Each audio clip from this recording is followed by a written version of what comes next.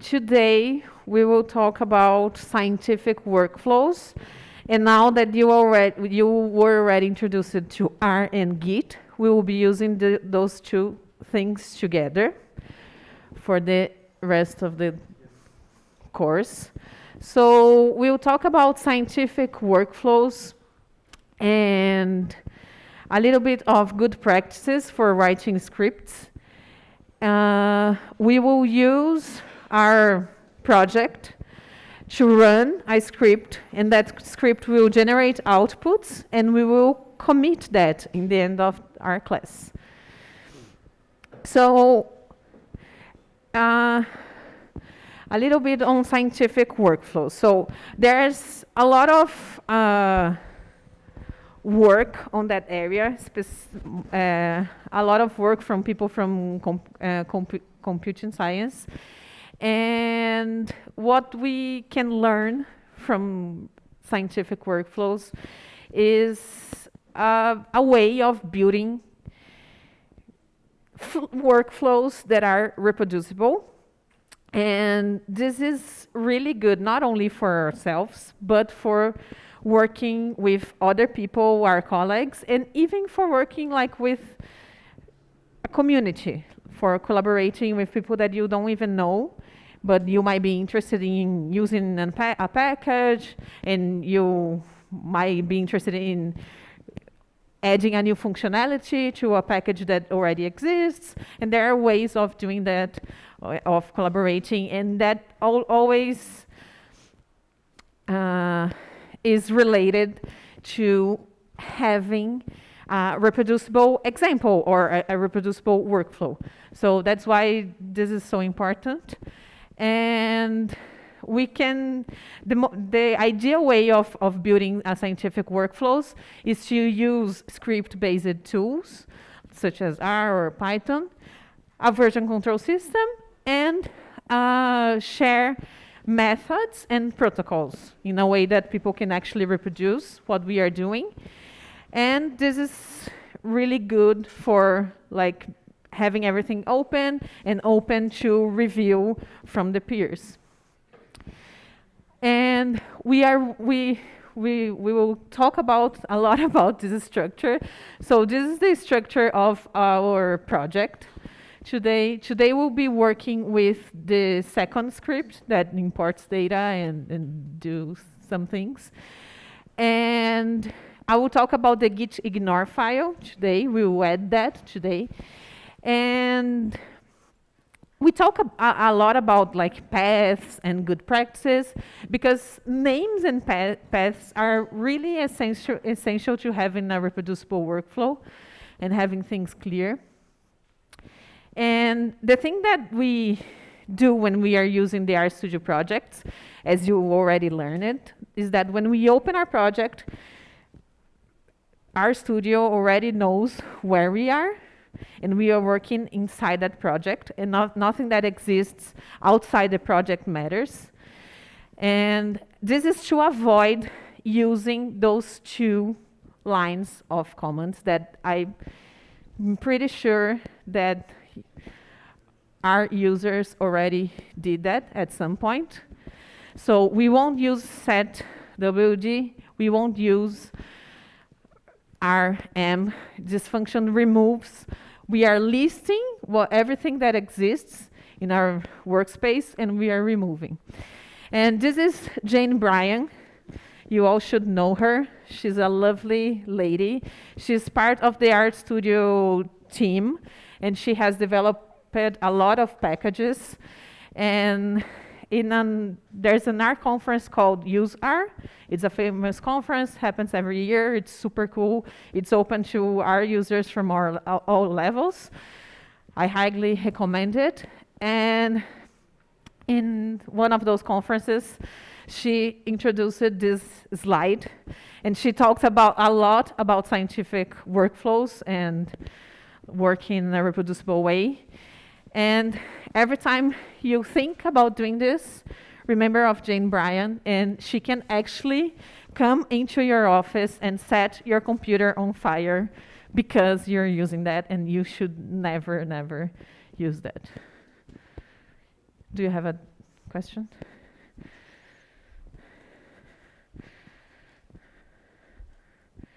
No, this is not working.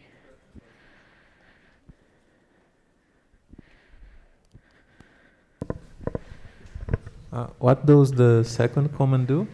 So the second, this ls is a command that lists all the objects that you have in your workspace. The function rm removes something. So you're basically, this is needed when you open R and you load like an old workspace with objects that you build any other time, not the time that you are now. And you need to clean things before starting running your script. But because we are using our project, we are always like opening from our project, and we are starting R with a clean environment. So there's no need of doing that. So when we are using our project, we don't need like, this has been already done, okay? So we don't have to do that. And the first one is something that only works in your computer and doesn't work anywhere else. So it's not like it's the first line that will make your script not reproducible. So you already failed on the first line of your script. So let's not do that. So the R project defines our working directory. So if I'm in the repository that we created, it doesn't matter what is happening here.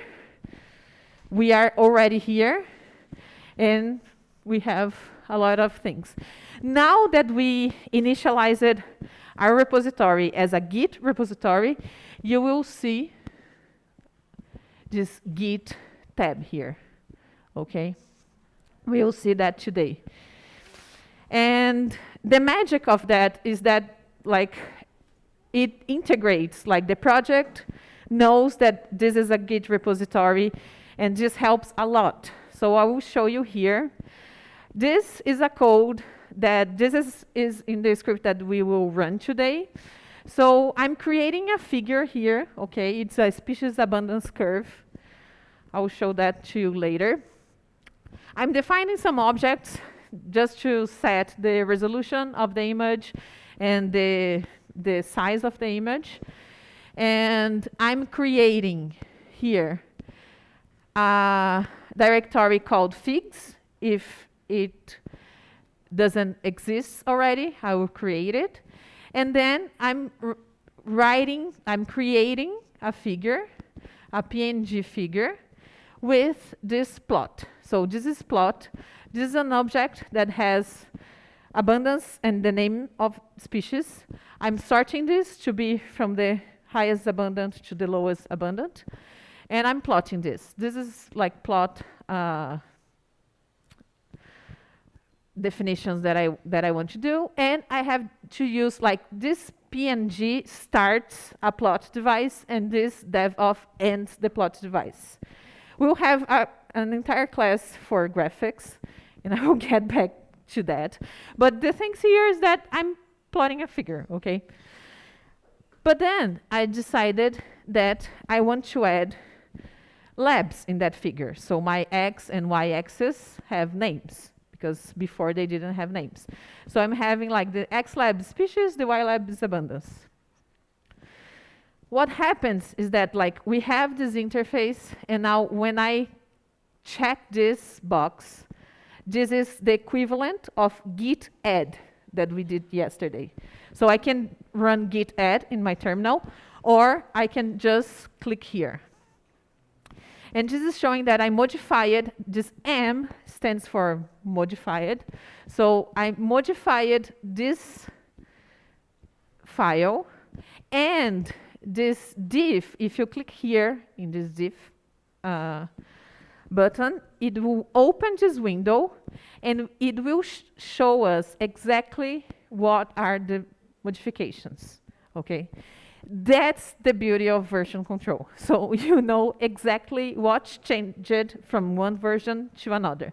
So in red is what it had before, and in line 81. So this line was removed, and these 2 lines were added. So I have a comma here and a line 82 now that is different from what I had before. The rest is the same. So it is not like showing any other change here, because this is the only change that I did in this script. And I'm adding here, I'm marking a version with this modification. And this is like the equivalent of git commit minus m and our message. We can simply write our commit message here. And I'm adding labels to my SAG, stands for species abundance distributions. So I'm adding labels to my species abundance distributions figure. And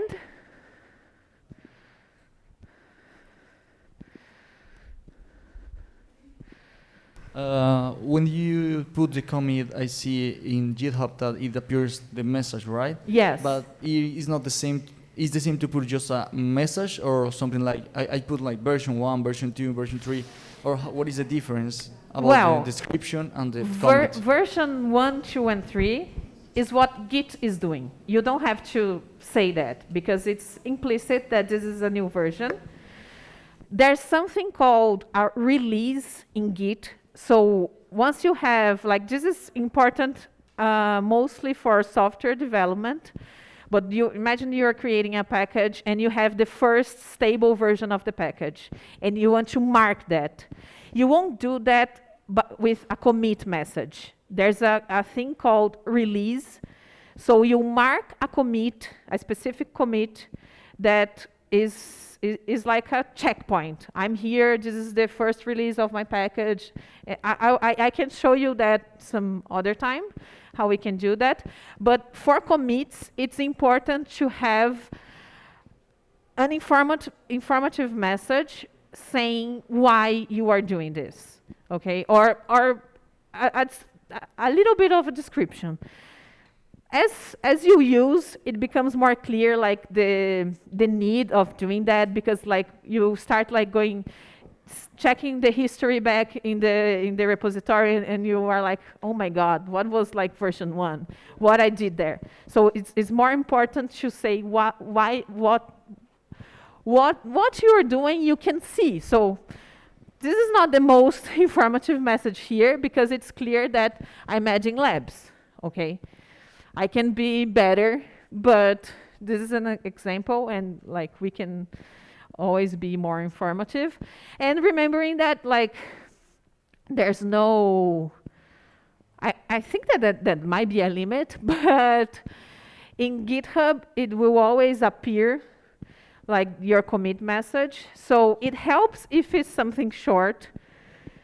If you write something that is longer than what it can show you, it will be like cut, but it's okay. Sometimes you need like a huge message. But if you are doing like too many things, you can like do, like I changed five different scripts, or even like 5 different things within the same script.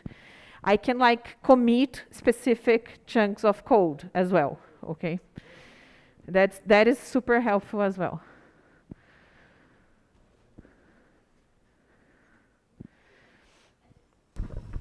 I just have a quick question.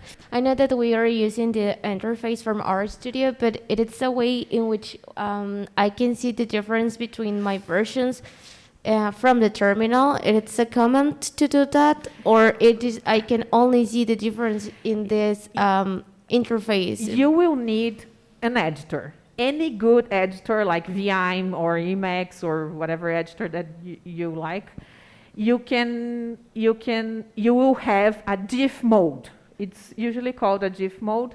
Sometimes you have to install it, and there are specific programs in which like you can just like see the diff, but you need an interface, To a sort of observe. interface to see the difference. Okay. Okay, thank you. But it doesn't have to be RStudio for sure. And then I wrote this message and I click here in the commit. So it says to me that my branch is ahead of origin main. Origin is our remote by one commit. So right now I could be at the airport without internet, and I did that. And once I got at a place with internet, I can do my push, okay? And I can do Git push in the terminal, or I can click here in the up arrow, and this is the equivalent of Git push. So this is very helpful. If you like interfaces, you can do things with that. It is useful, but you can do everything from the terminal as well. And also like Git, other editors, like I really like Emacs. Emacs has a Git mode that is amazing. I love that, so I highly recommend it. So every good editor will have a Git mode and a good diff mode as well. So I will talk a little bit about a script structure, because this is also super important. Sorry, just one question. If I'm offline and I press push or commit, when I get online, it will like download. Okay, so the commit is local and offline. So if you are offline, you can commit. You can make like how many commits you want. The difference is that you only like send that to remote if you have internet. Okay, so the only time that you need internet is for doing pull, and Git pull can be done by using this down arrow here, and Git push. Those are the only times that you need internet. Okay. It's working? Okay. And just one more question. Like, I understood the difference, like how we can see the difference between two versions. But if I want to go like to the very first version, you guys should... Okay, so this in RStudio, I'm not sure how you can do that. But if you can always go to like GitHub or GitLab to the remote server and navigate different versions. You can use the interface, that is super easy. But and you can do that like to find every commit has an ID. And it has like a short ID. And you can get back using the terminal for a specific commit. So you can check out to a specific version, and then you can use the diff mode, okay? So that's how you would do. But there are commands also to list all the commits that you did. But it's hard to do that with only like the terminal. I like to use an interface to find like the actual commit that I'm looking for.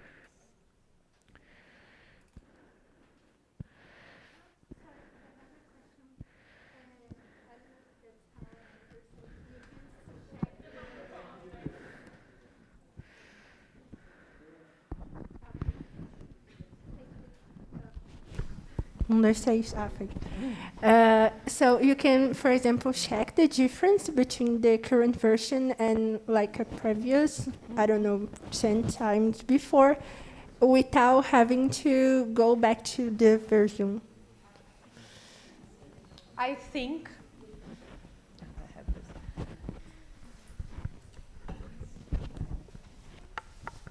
if you have an editor with a diff mode, you can do that.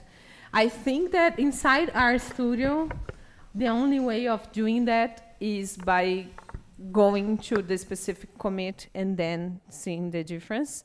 But I do know that if you are using a more powerful program that is only for diffs, you can do that. So about writing scripts. So one good thing is like never like do like one huge script with thousands, hundreds and thousands of lines for doing like the entire analysis of your thesis. Like that's not a good idea. So it's usually a good idea to think about a modular structure. So here I'm studying community ecology, and the first part of my workflow is to read and format the data, and that's one script. And this will write an output, and then I will perform a diversity analysis, and then a PCA analysis, and then I have some simulations I need to do. So every script corresponds to a specific method or analysis or a group of method and analysis that I'm performing. And they are self-contained, and they can be like in order. So I have to run the script 1 so I can read the 2, so I can run the 2, and the 3 might depend on 2 or only on 1. And naming them with numbers is useful because you get what is the workflow. You know how to work, how to follow what we want. If you do not do that, you need like a really well explained README, or you need to explain somewhere what is the order of all the scripts that we have. Do you have a question? No, okay. And ideally, each script starts reading a particular input or data and ends writing results. It's always a good idea to not like depend on things that exist in the environment. That way, the script is really self-contained, and you have like a modular workflow here. The next script can either read a raw data or results from previous scripts. So this can be like a chain, or it can depend on the first. It really depends on the workflow. So an example here is that like I have one first script that reads. So the input of this script is the raw data, and it writes a processed data. And then on my diversity analysis script, I will read the processed data. I will not read raw data anymore. Everything that I need to process the data, to do all the analysis that I want, should be in the first script. And then this is a good thing that we like to do as well, because this is script number 2, and you have like a results folder where you have like several results, and it's easy to lose the track which output, which result was created by which script. So that way you relate easily the script to the output that was generated by it. So we do that a lot. It's helpful. If you are not doing that, you have to document somewhere. It's a good thing to document somewhere what's the input and the output of each script. Otherwise, you have to like search in the script, which is the data, the input, the output, and everything. And then in my example here, I have a third script that will read the processed data and will write a figure, and this is also numbered here. And then I have here a set of simulations. Someone asked in the first day about, like, I was saying never save the workspace. But in this case, I'm doing simulations that takes 1 week to run, and then I have like a lot of things in my environment, a huge object that is important to save. And in that case, we can save the environment, and the way of saving not the environment, but a particular object, we can save that as an RDA object. This is an R object. And so I'm reading the processed data, and I'm saving here not a CSV anymore, but an R object, and a specific figure that I created here. So this is the case in which like you have a huge object and it takes too much time to process, and it can be saved as an R object. And the way we do that, the extension is RGA, and the function that you use to save, like when we are writing a CSV, for instance, we have a write.csv function. In this case, we have a save function, and you put the name of the object and the path where you want to save it. I'm saving here in the results folder. And if I need to load that in a following script, so I have here another script to analyze the simulations, I can load that using the load function. So, but it's important to save like specific objects and not like the entire workspace, because we want to keep track of everything that happens. So that's why we are saving like specific objects. If you need more than one object, you can save that. If you need like a more complex object, this can be a list or whatever, but try not to save the entire workspace, but save specific objects. And here are some tips of how to organize each script. So one thing that is super important in scientific workflows and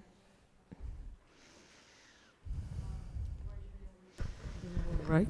Yeah. okay. Why shouldn't we save the workspace? Because of space or? Not because of space, but because you have like tons of objects that you created. And it's hard to need all of them, okay?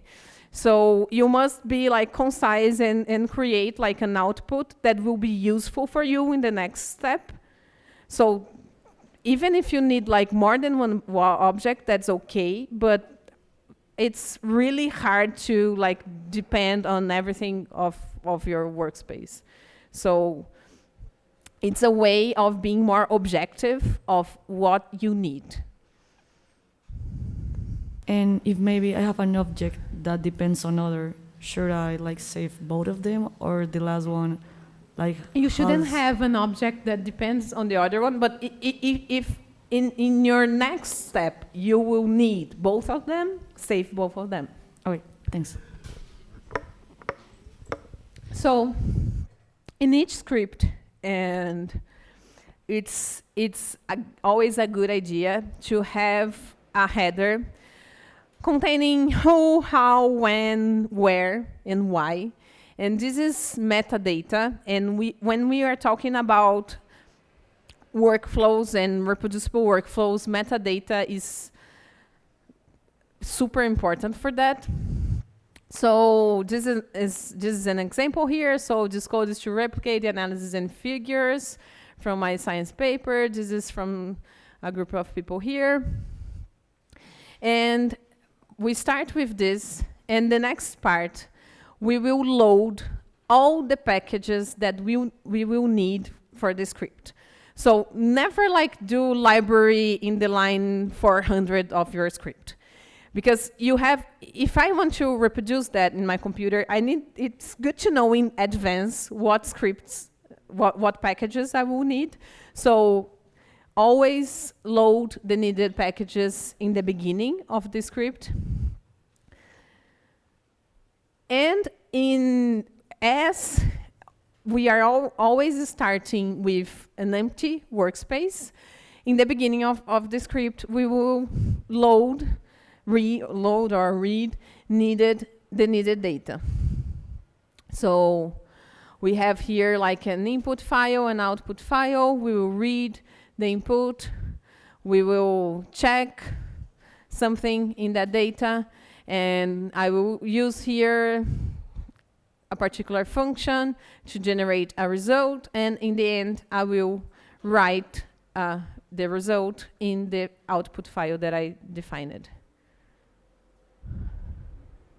We can save the objects as, I don't know, the CSV or TXT, like text. You can save, like, I'm giving always the example with CSV, but like you can work, like we will work with spatial data, for instance. So we will load a shapefile. So you can write a shapefile, you can write a TIFF file, we will write figures. There's like tons of packages to deal with different sorts of data. If you have like a phylogenetic tree, you can write from R in the output of a phylogenetic tree. Yes. So it really depends on you can write even like an Excel spreadsheet from R. Okay? Yeah, I don't know, maybe to process in another, like Python or Yes, something. yes, you can totally do that. Can you pass the mic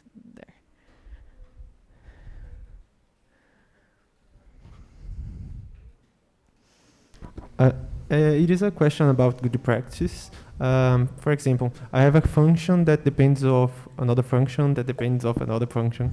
It's preferable that I separate in different files, or to put all in the same file, all functions. I like, and I think that it is a good practice to have like each function in a specific file. And the structure that you are describing sounds like a package, okay? So you have like functions that will depend on other functions. When we create functions, we can load a particular function using the same source. So you have a function, you create a function, and you save that in a file. So you have like, it's a good thing to have like a specific folder for that. So I have like a function folder in my project, and I have here my function .r, and I can use source function to load that function. And if you have several, you can like source several functions that you have, and then you use all of them in your script. That's one way of doing that. When you have a set of functions that work really well together, just sounds like a package, and you can build a package, and you can just, if you create a package and you put your package on GitHub or GitLab, and you can use a package called DevTools. It's great for development, so all sorts of development tools. And you can load that package and use a function called load all in the path of your package, and it will load all the functions. So you don't have to source 10 functions, you can just load all the functions that are in a package. We will try to cover a bit of package building in this course. If not, there will be a tutorial or something about that.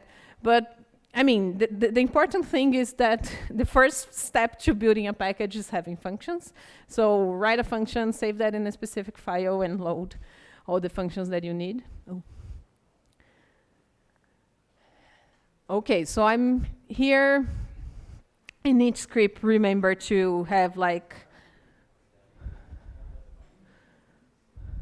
mic there.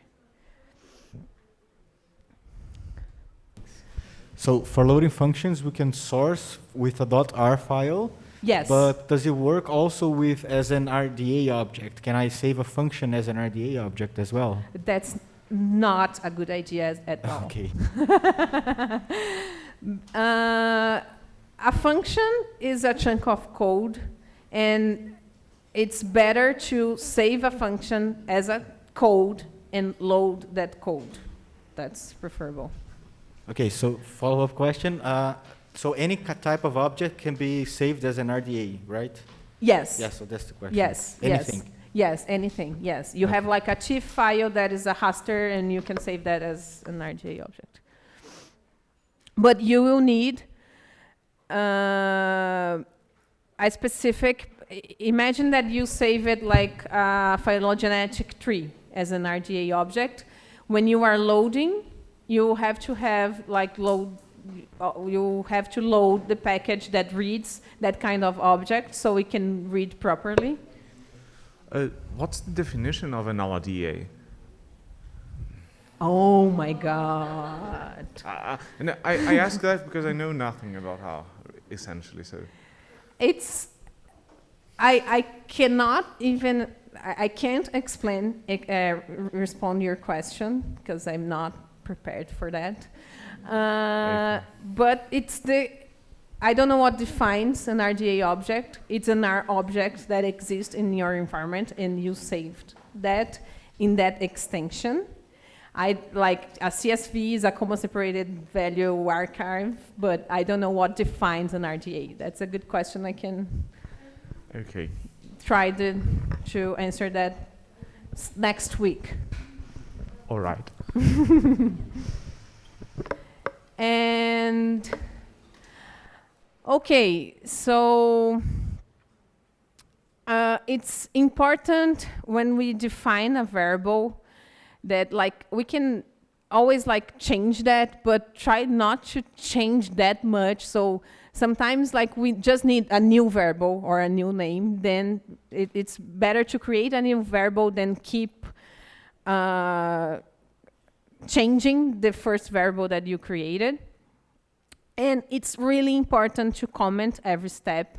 And sometimes we will write things like, this is reading a CSV, and it sounds like maybe not important to write this, but it is. And sometimes when we are doing things that are more complicated, it's really important to comment something. So creating the habit of commenting your scripts, it's really good. And when you open a script that has good comments, it's always comforting. And you can do that for yourself. Like, even if you're not collaborating with other people, do that for yourself, because you will open your script and you will understand nothing. Like the next week or the next month, or even like years later, you open a script and you say like, oh my God, what was I doing? But sometimes you open a script that's really good commented and you say, oh my God, I'm amazing, right? And it's a good idea also to, like, at each important step, write in your hard drive the result, okay? That is good, because things happen and like you cannot run the entire script. At least you have something. And do not like write everything, but like important things that your script generated, write on the hard drive. Each script, this is super important. Like, we are talking about a script that will start on line 1 to line 100, and the script must be able to be run in sequence from the first to the last line. When we are coding, sometimes we go back and we decide, oh no, I will do things differently, and you forget to create an object in the beginning that you will call later. So this is common thing to happen, but always check if your scripts can be run from beginning to the end. Avoid repetitions. Never do lines out of order. Check if like you are closing all the parentheses, otherwise we will like, you can use source to run a complete script. So the full proof is like source your script and it can run without you be running each line. And in order to do that, we need to make sure that the script runs and you do not like forget any parentheses or commas or whatever. You should be able to erase the entire workspace and run your script completely, okay? So starting with an empty workspace and run your script, you succeeded in a reproducible workflow. Do not define functions. It's I have an example for today, actually, that I'm defining a function inside the script. But that's not a good thing to do. So if you need to create a function, write that in an R file and save that in a specific folder. So you have the R folder where we have the scripts, and we'll have like a function folder. And you can call it using source. It's a good idea to use concise and informative names, so do not be like that concise. That's not a good idea. And color in Portuguese is cor, So I did that a lot because I like to define my own color palettes. So I use this a lot, like, oh, I want to create a new color and the name will be cor. But there's like a basic function in base that performs statistical correlation called cor. So I did not want to do that. It works, and R will understand, because a function is a different object than an object that you created. But if I create another function called core, I will overwrite the previous function. My question is, you say that we have to create another script with the functions, right? Mm-hmm. But you don't have in R something like classes or something like this? Something like what? Like classes. Classes? Yeah, because in Python we create a class and we put all the... Oh, yes, so yes, yes. in the yes. same script, and I don't know if it's the same or... When you create a class that is advanced R programming, creating a new class, you need to define the class, and it is usually done in a separate, like in packages. Usually, it is done in a different script, in a different code, but you can do in the same as well. Okay, but you can define classes, and there's a huge discussion about it because there are like tons of classes, and every time in R, a good thing, like you have the function summary, and if you have a vector, it will do something. If you have a data frame, the function will have a different output because it understands different classes. So if you want to create a new class, it's good to connect with all the other structure in R. So you create a new class, it will perform something when you do summary. Or it will give an error message like you cannot apply a summary to an object of that particular class. But there are a lot of different classes of objects in R, and it's questionable of what is the best idea. Like there are a lot of like comics making fun about creating new classes because like I work with ecological niche modeling, and in R there are like tons of packages that deals with ecological niche modeling, and each package creates a new class, and that makes things like basically incompatible. So you cannot use different packages because they have different classes, and sometimes you want to choose one function from the other and not from, and it's a mess. So, and people end up like creating a new class that communicates with all different classes. So yeah, that is a good discussion.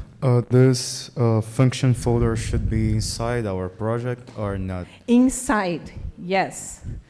Good question. This is like that's why people do packages. Because imagine that like the ecological niche modeling example, like I created a function to apply a particular niche modeling, and I will do that. I will use that function that is super useful, and I started, the first time I did that, I did inside the project that I was working. And then I have another project, and I will need that function. It's not a good idea to copy and paste that. It's better to have like a repository for all the functions that perform like those things. That's a package, essentially. So if you end up like creating a function that you will use different times in different conditions and projects, it's a good idea to put that in a package that you can load the package and use in different places. Okay, but if like you're in a specific context and you created a function, it should be inside your project. Okay, so I cannot call this function in another project using source? You can, but it won't be reproducible. One idea is that even if you don't create a structured package, you can have a repository, a public repository, for instance, on GitHub, with all the functions that you need, and you can source from the online path, for instance. That's a good idea too. If you do not want to create a package, you can at least host your function online, and then you can source using the online path. Okay. That's another option. Thank you.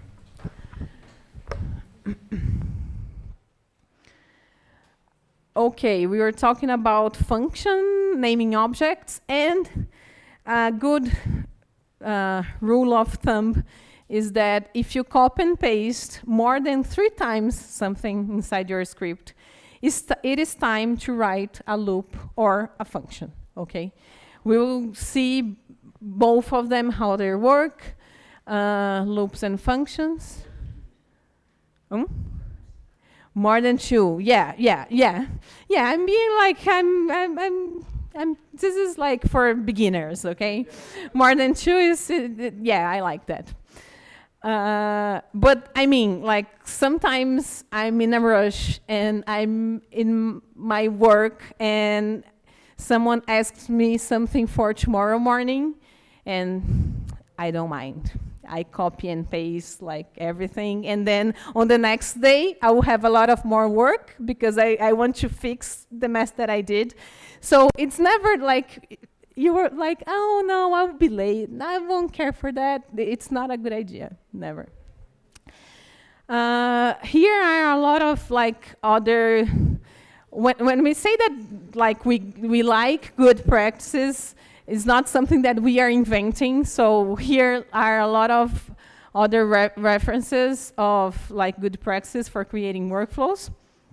And yeah, let's go to our hands-on part.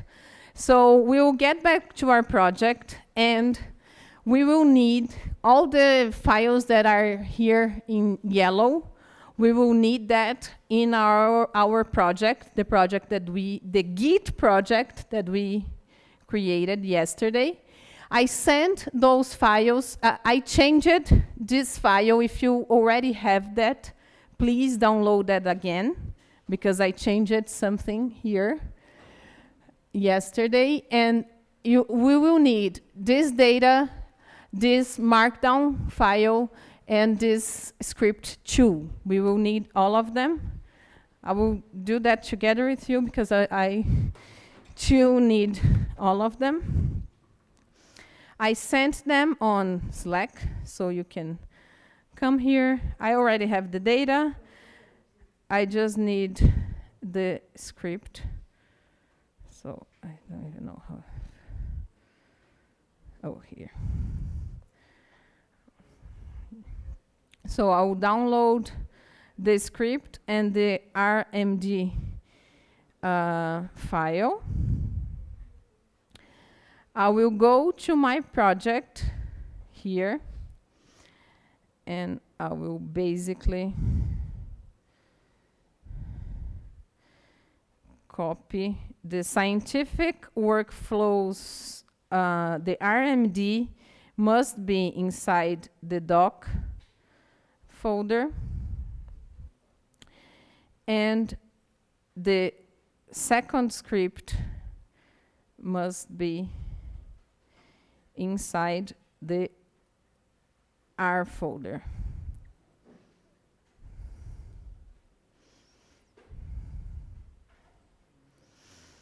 And then I will open. I already opened here my project. I have everything that I need.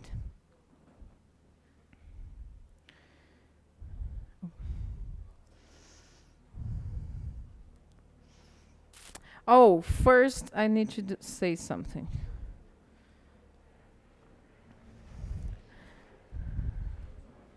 Yesterday, for those of you using Windows, we were getting this warning, and this is a completely parenthesis to this class, but it's important for scientific workflows in general. Different operational systems have different line endings patterns. Unix use LF, which is simpler. and Windows use CRLF, which is a bit more complicated. This is related to something that you are too young to know, but line engines are something that is related to typewriting.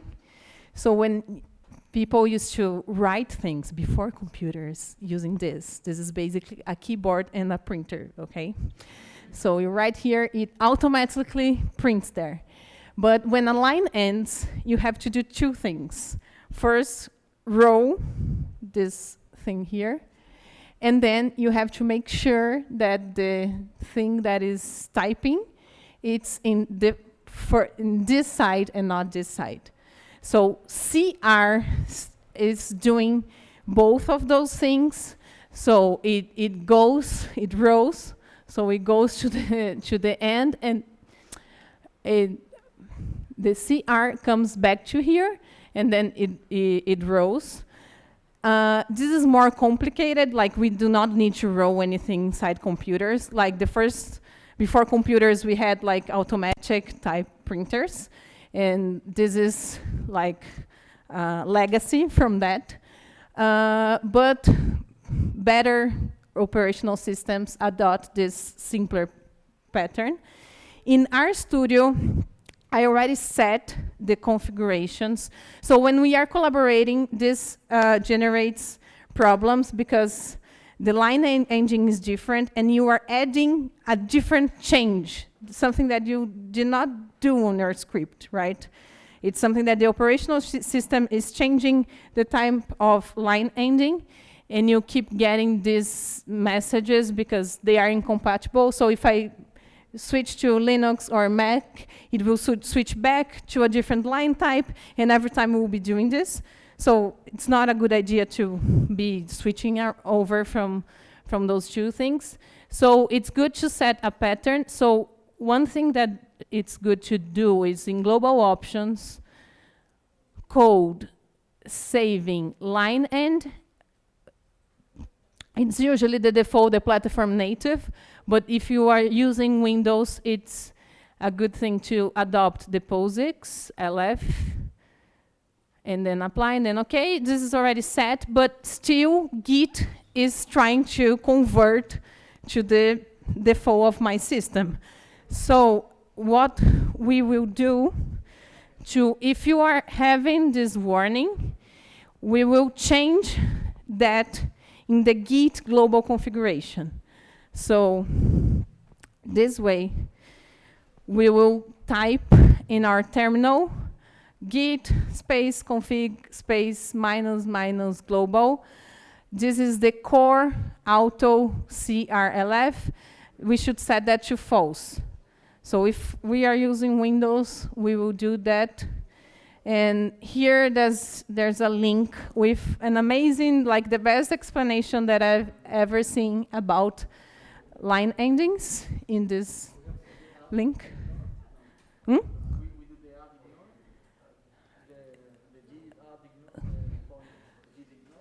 Oh, we will do that. Wait. You are writing the next step. Oh, here, next step.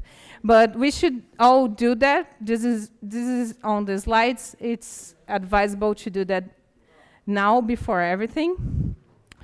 So we will get back to Git and we will add everything that we have in our project, because if you open your project and if you go to the Git tab, there are a lot of things here that have like a question mark, because those are the files that are not being tracked yet by Git.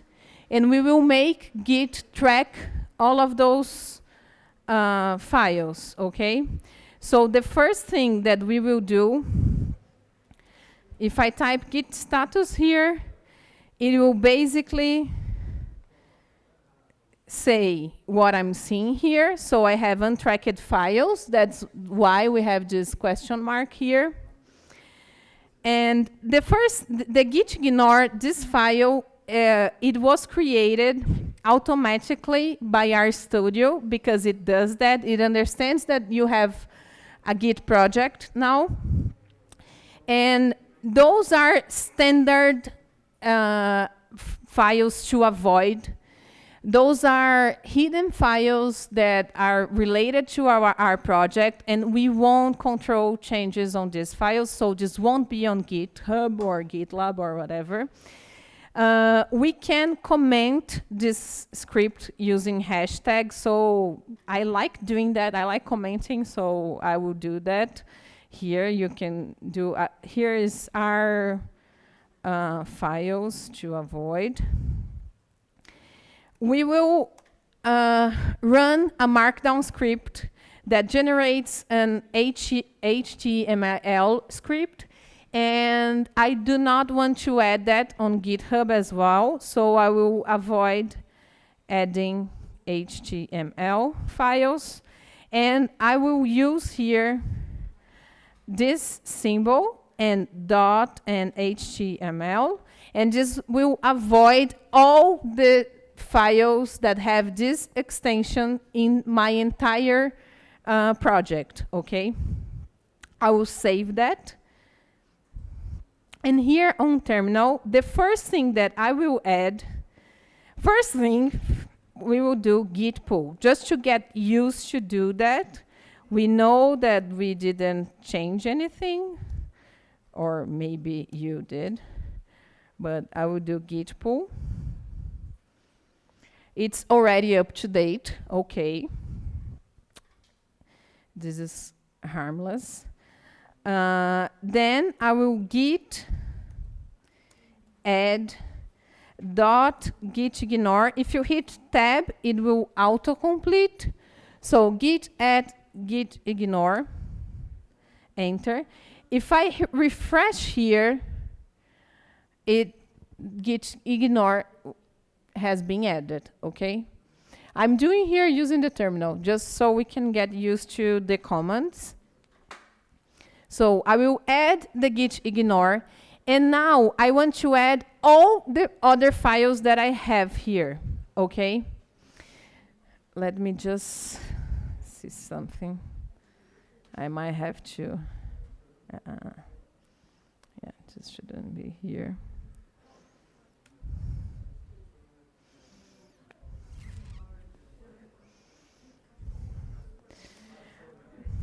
Okay, we should all add our git ignore. Are all of us here? If you need help, use your post-it or ask for help.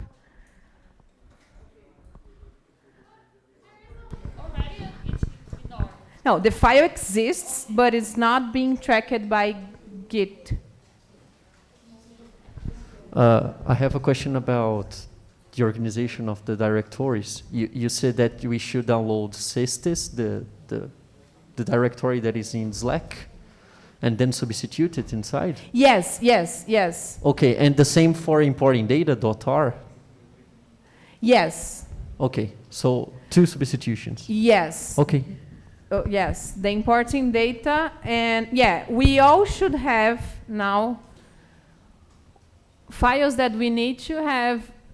We have, all of us need intro, script 1 and 2, the most recent version of script 2, and on docs, we need to have, I already did something here, so ignore this HTML, such as I will do with my Git Ignore, but you also should have the scientific workflows inside the doc folder, okay?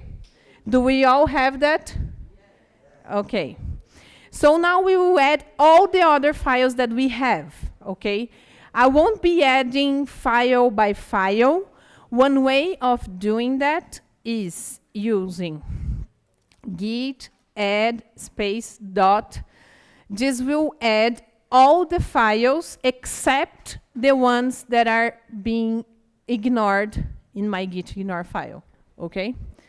So we will do this. Now I will check my status here. So I have all these new files. You should have the same, okay? So I'm adding my Git Ignore. I'm adding my rproj. This is not like, this is a good thing to make it easy for someone else to download the repository and reproduce it, but you can choose if you want to add your R project or not. You should have script 1 and 2, all the data in raw SESTs, okay, and the README there, and the scientific workflows, the Markdown that we will run. Do we all have that? Yeah. Why the README doesn't appear there? Like, because see the README that we... Oh, yes, because the README we added yesterday. It's already there. Yeah, but it doesn't appear at there at the if you upload like Git. Yes, because it's already being tracked. Okay. Here it will only show the files that have been modified or are not tracked yet. Okay. All the files, if you want to see all the files, you can go to this folder here. Oh. You can go to this tab here, Files, and it will appear here. Okay, so what we all should do is git add git ignore. You all said that you did that. And git add dot. Can you just repeat the commands that you used to git add? Git add dot? Dot. Is that just it? Yes. Okay.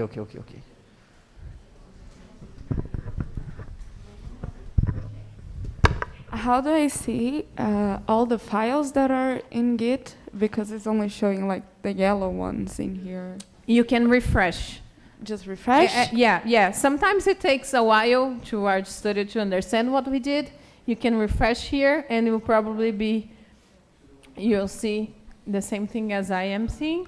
Okay. But the important thing, like, the interface is there to help us, but the important thing is that, like, our status now, if you type Git status, you all should have the same result as I did.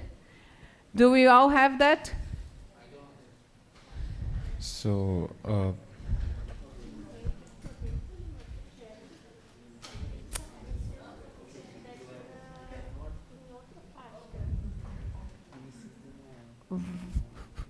Você tem certeza que você não tem esses arquivos no seu projeto?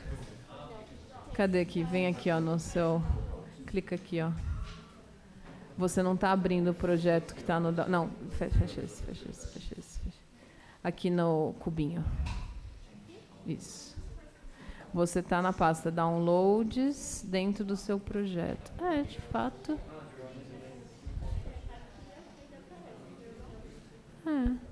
E ele não... É que aqui são, tipo... Mas se tem PDF, PNG, que não deveria estar aqui.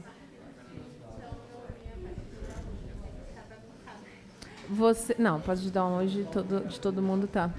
Eu acho que você fez um git init em algum lugar errado, talvez.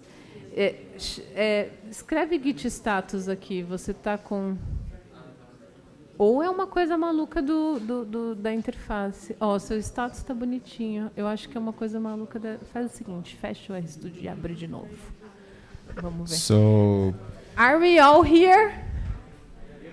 Yeah? Just a question.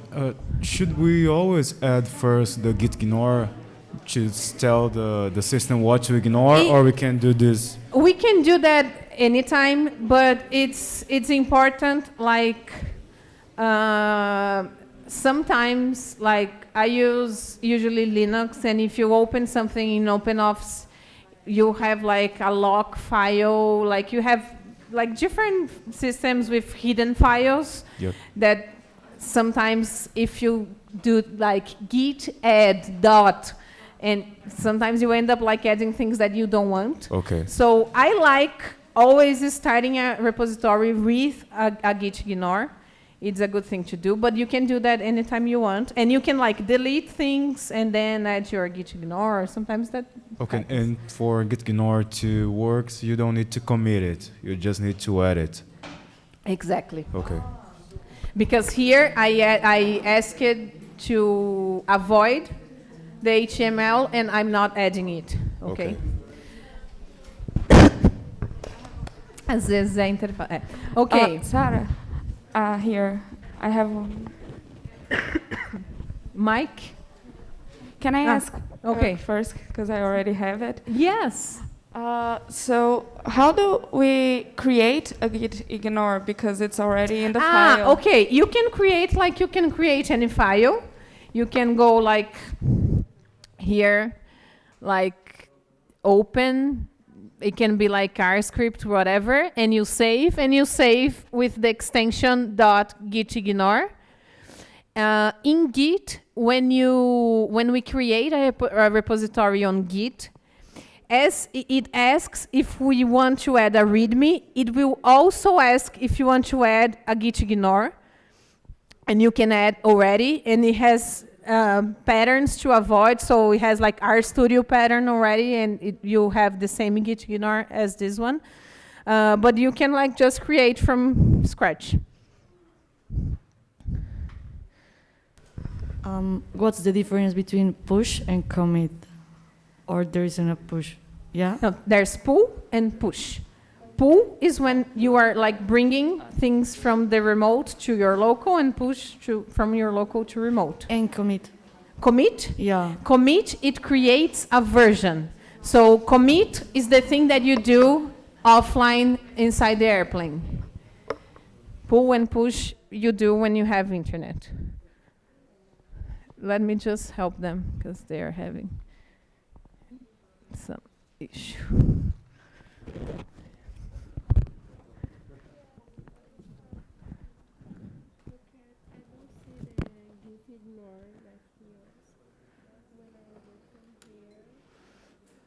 If you check the Git status, type Git status in your terminal.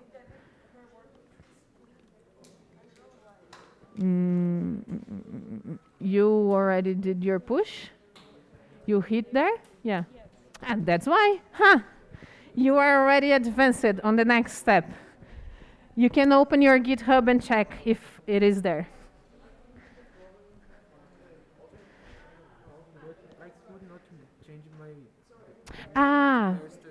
It's git branch minus caps M, M maiúsculo, space main. It will change from master to main? Yes. I think so.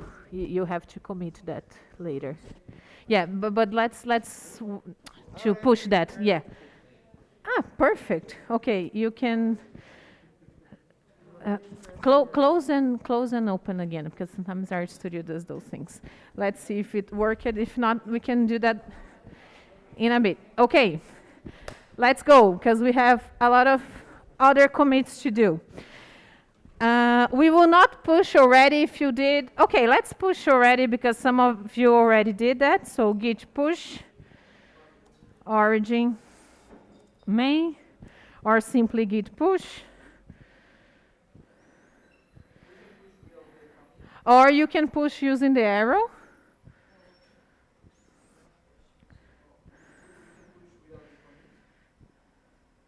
No, we need to commit. Git commit. Message, yes, it's already up to date. So I'm adding the project first structure, whatever message you think it's informative, and now git push. Okay, so let's commit and push, and then you should have everything. Now my Git tab is clean because everything has been committed. Okay. Not again. We have you already did the commit. We are doing one commit and one push. If you already did that, awesome. But we all should do commit push. Okay. Are we all there?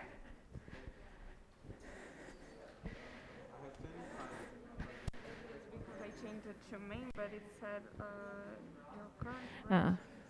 Okay. Git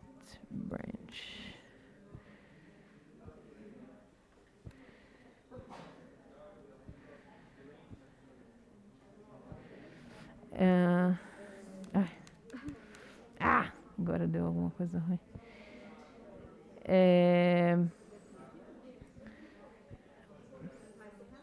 Faz o seguinte, faz isso aqui, Git Push.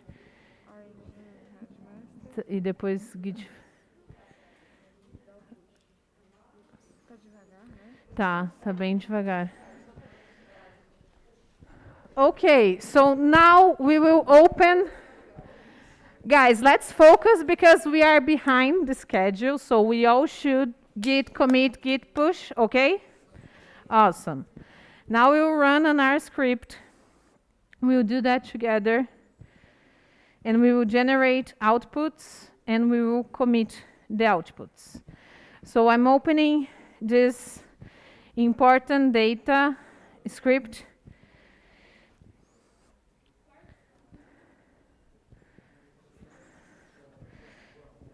You all should have the important, I asked all of you if you had the importing data script here, the last version of it, inside your R folder. We all should have just committed that. Do we all have it? Okay. Now let's run our script. I have different sections here in my script. I'm creating, we will basically create a summary table from the data that we are reading. We will create a function inside our script. It's not the best, but it's what we are doing here. We will create a figure, and there's an example of a for loop in R. Let's run this script together, okay? Open the script, and we are in line 9, all of us. We are first listing, we could like type the relative path of this file, but I'm using this way, okay?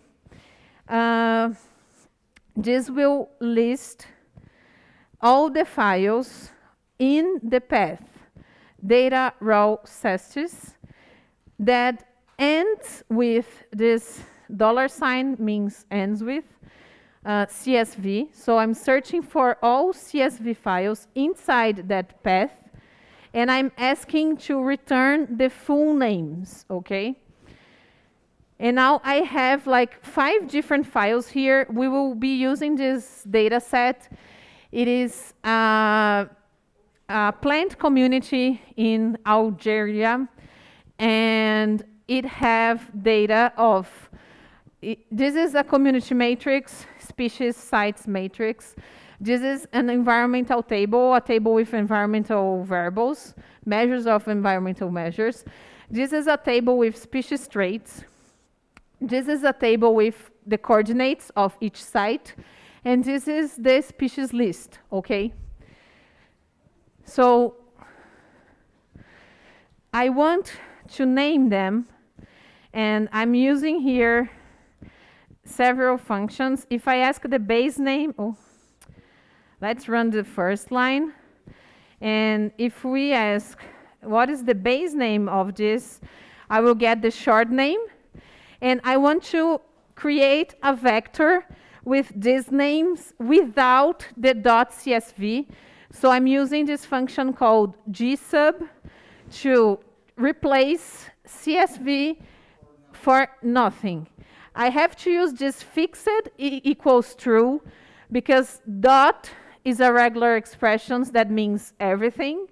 But here I want to actually replace .csv. So I have to use this fixed true, so it actually searches for dot and not the regular expression dot. And I want to read like only the environmental file. It's the third file, so I'm reading here. Read CSV, the third name in this vector. But if I want to read all of them, I won't be copying, pasting this and switching this to a different thing and switching this, because if we copy paste twice we should do a loop. We will talk about these functions. In R, we have a family of functions that are the apply functions, and you apply a particular functions. Guys, let's try to not talk. If you have doubts, please ask. Let's try to follow the script together. There's a lot of noise here. We will apply a particular function to an object, okay?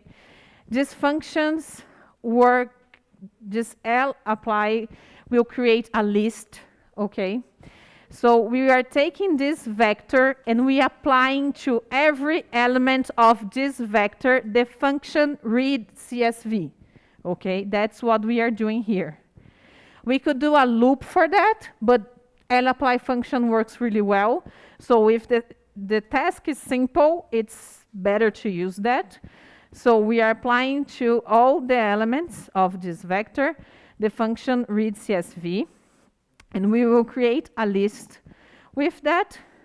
So each element of the list is one file, one different file. So this is huge.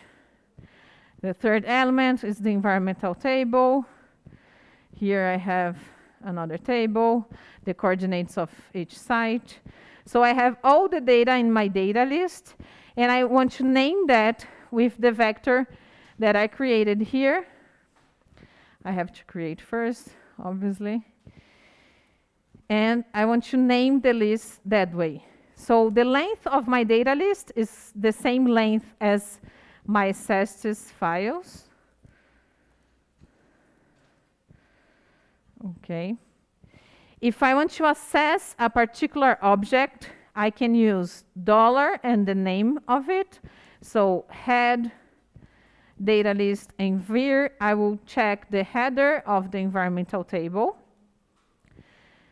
I can check the dimension, so it has 97 rows and 9 columns. Ooh, this is wrong. This is data list env, because envir doesn't exist. So summary here will be applied, like we are applying a summary to all the columns in our data. We have the mean, the distribution.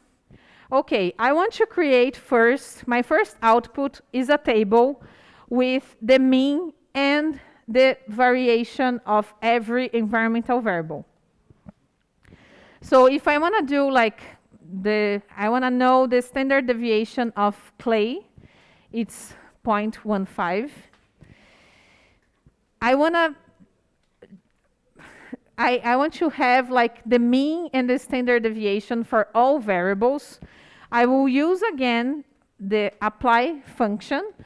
Now it's the apply function, and it will receive our data. The second argument is the dimension in which you want to apply the function. 1 stands for rows, 2 for columns. So I'm applying to this object, except for the first column. At each column, the function mean, and I will do the same for the standard deviation. So I will create here a vector. Let's see what we have. Let's run, and we can see what we have here. We have the mean of each variable. We'll do the same with the standard deviation.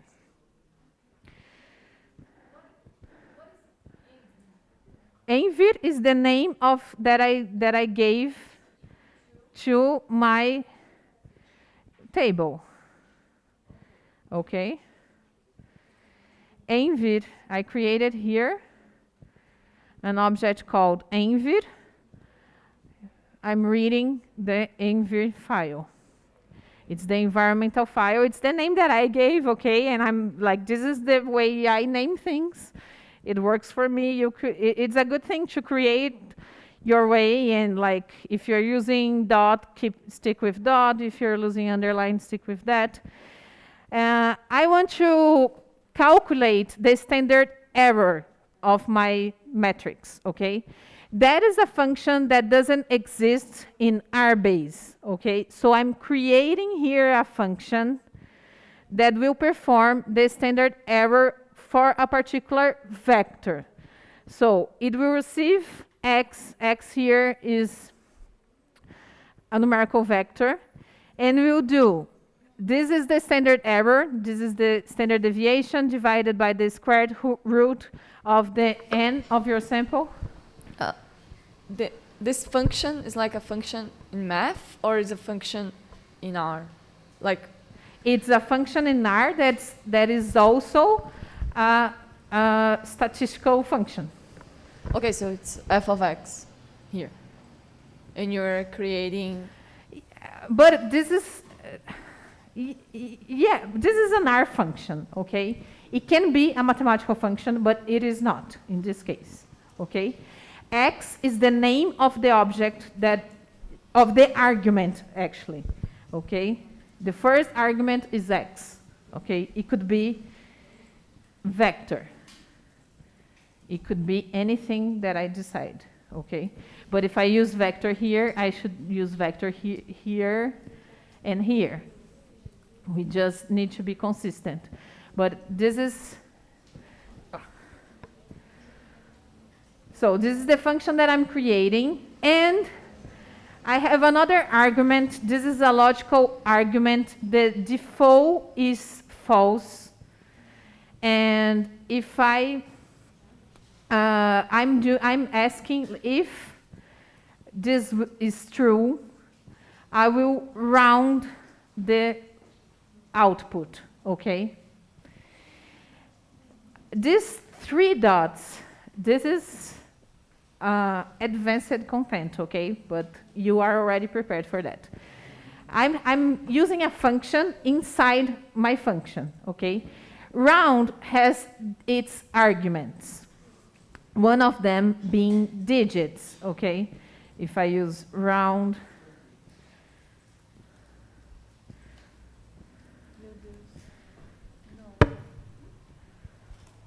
it will round to 11, okay? If I use digits equal to, it will also, this is a terrible example. So it will change the result, okay, if I round one or the other. And I want to control that in my function, okay? I still don't understand what is a function. Like, what is a function? What do you do? Why are you doing this? It depends on your goal. A round is a function. Do you get that? Yeah, it's an R function. Okay. It will round a particular number. A particular number, okay. This function will calculate the standard error of a particular number. Okay. Okay? I'm creating, like, there are tons of functions already in R. I'm creating my own function. To round? No. No, to perform the standard deviation, and if I want, if round is true, it will round. Okay. Okay? Okay. And I want to let free how many digits one can use here, okay? I do not have an argument digits. Okay, I will run this and give an example, and maybe this will be easier to understand. So this is standard error of this.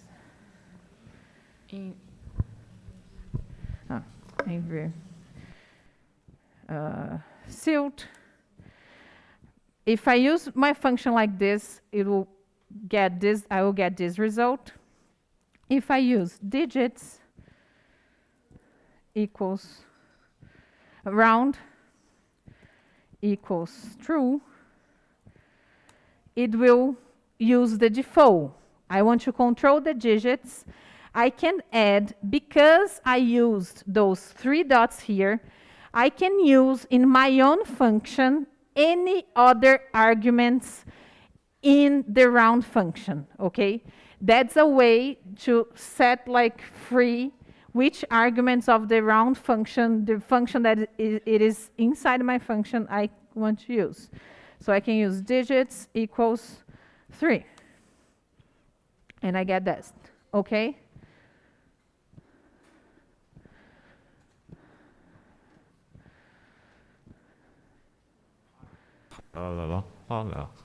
I do not know if the confusion was solved, but there are two rounds there which are different. One of them is an implicit argument, which you will, but the name is only the same because they are related. But it's not the same thing. Yes, round here is an argument. Round here is a function that I'm calling. This is what we define a function that way. This is how we define a function in R. You have to say what the arguments are. So it's a function that receives x and round. I'm setting here a default to round. And then inside, there's like all the tasks that the function is performing. Like, what does the function do? The function calculates the standard deviation and rounds if you ask it to. How do I say that? Because it is written here in our code, okay? Every time we create a function, we document the function. So if we open, like, round the documentation, it has the same structure here, like round, the arguments, and it explains what, like, how do we know what a function does? Because of the documentation. Here, I'm not writing any documentation because I'm creating a simple function that has no documentation. But when we create a function, there are ways of documenting it, okay? And then, as I use it, like here, instead of using SD, I want to like do the same. I want to calculate like the standard deviation of the column clay in my env object. I want to round it, and I want to round it using 2 digits here.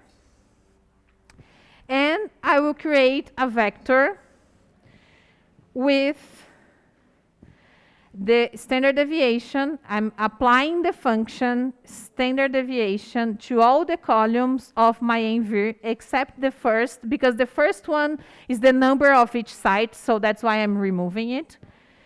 I'm applying the function to the columns. I'm rounding. So one thing that is super nice of the functions from the apply family is that the standard, in other times, we use it, apply the dimension and the function. If I want to use like other arguments, I want to specify other arguments in the function, I can use just comma and whatever arguments my function has, okay?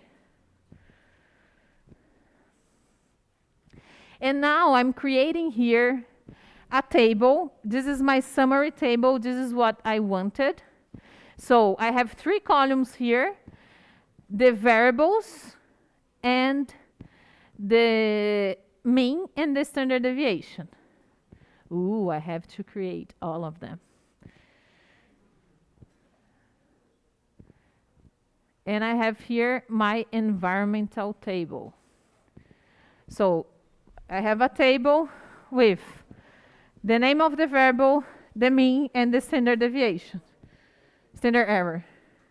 And I will write this output. In summary, you are doing a normalization of the standard deviation by the length of the... Yes. Just to have everything yes, normalized. This is a better measure of deviation. Perfect. From the mean, okay? Better than the standard deviation by itself. And I will write that output, okay? So, if this directory does not exist yet, I will create. In my case, it's false, so I run this. It won't do nothing, but it won't break as well. And I will write this in my output, okay? And let's just write this and commit this output, okay? We won't have time to run the rest of the script together, but I will ask you to run this script at home and bring your doubts for next week, okay? We will get back to this, but the idea here, and you can follow the rest, like in the here we did this. The goal here was to run the script and add all the outputs. So if you can, follow these instructions and run the script, generate the outputs, commit that. And if you are interested in learning about Markdown and create a report, you can open after running the second script. You have the outputs and you can run this document.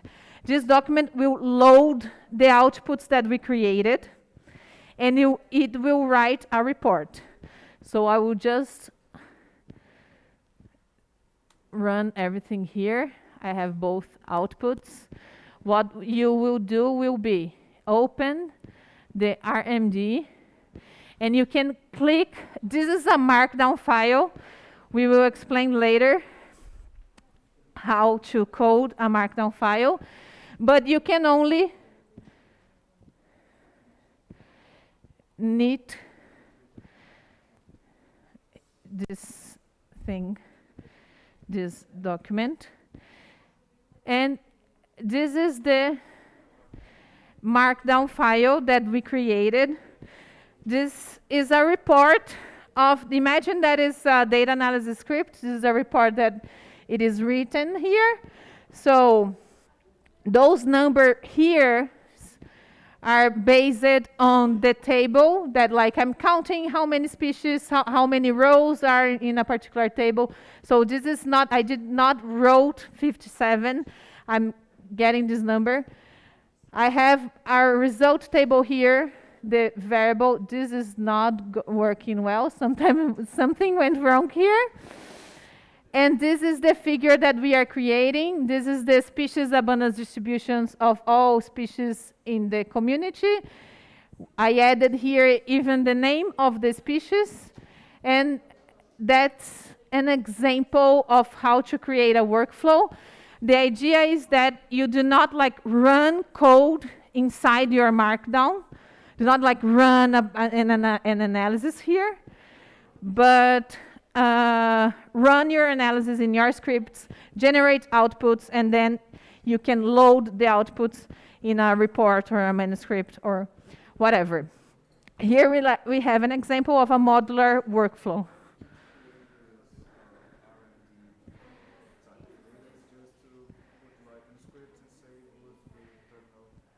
Yes, and it has to have this header. He's asking, how do I create a Markdown?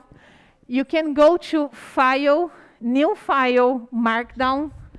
It has a great example of file, New File, R Markdown.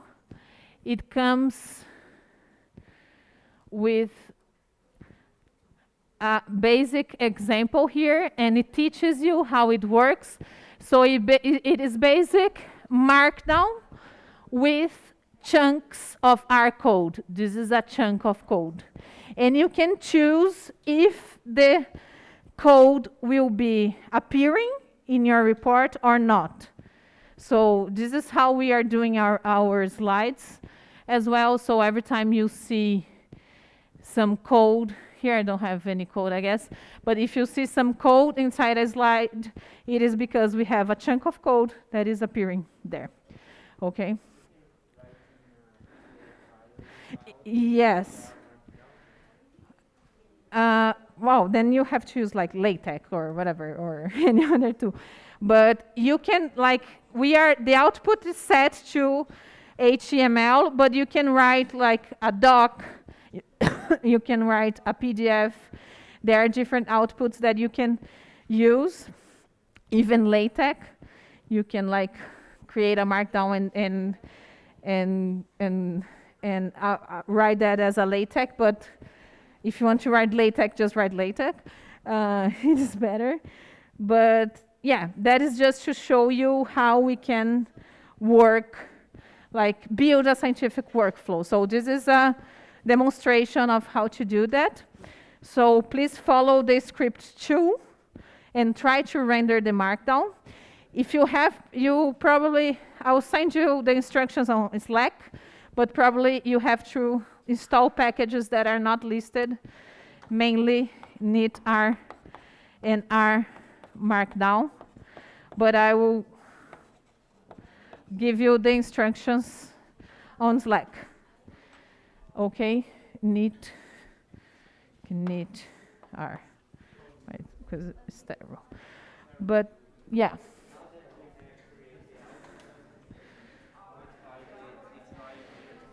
We just need to Git add, git commit, git push. And try to commit the output. But that's it for today, okay? Let's try to, next week, check if you all managed to generate the outputs and push that to GitHub. Add, commit, push.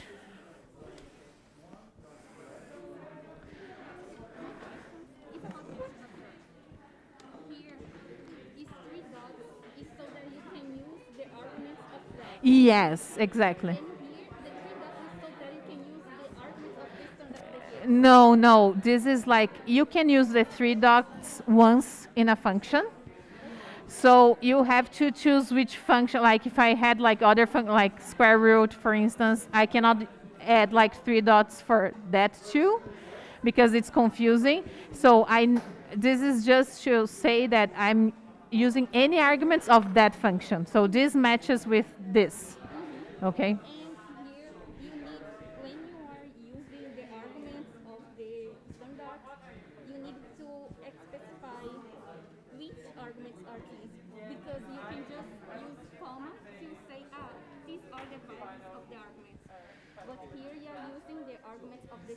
Yes, so yes. Yes. Okay. Yeah. I mean, I don't think you need to name them. If they are in order, I think the same rules apply. So if they are in order, you could just use like true. Okay?